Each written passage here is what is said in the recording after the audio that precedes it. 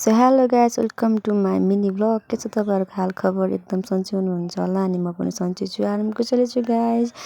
र मैले चाहिँ नयाँ भन्दाखेरि पनि फर्स्टचोटि मैले मिनी ब्लग बनाउँदैछु गाइज। तपाईँहरूलाई कस्तो लाग्छ कृपया साथ सपोर्ट दिनु होला गाइज। र मेरो बिहानको सुरुवात चाहिँ भाँडा माझ्नु र कपडा धुनु छ गाइज।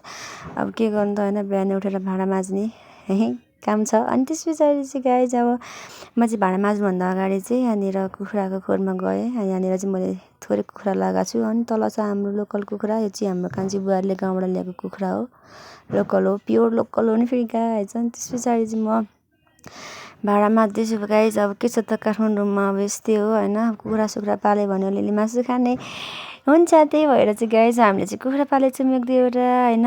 अनि अब के गर्नु त यस्तै छ, अब भाँडा माझ्ने बस्ने खाना पकाउने खाने। र गफै गफमा चाहिँ मैले गाइज भाँडा माझिसकेको छु गाइज। र भाँडा माझ्नु पनि ठ्याक्कै माइज आउनु भएछ। माइजूको चाहिँ ग्यास सकेको रहेछ।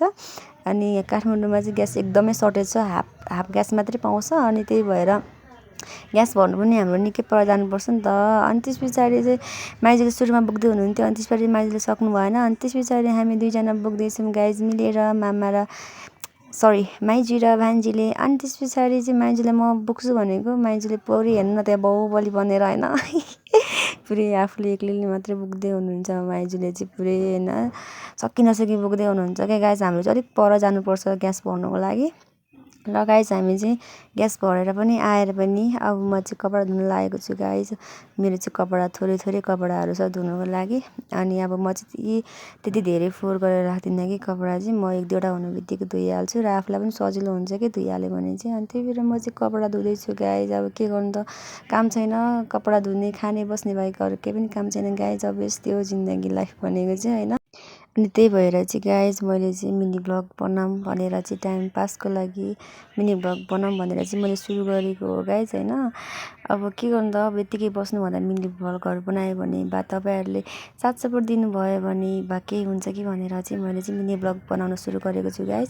र गफै गफमा चाहिँ हेर्नु न अहिले कपडा धोइसकेको छु होइन।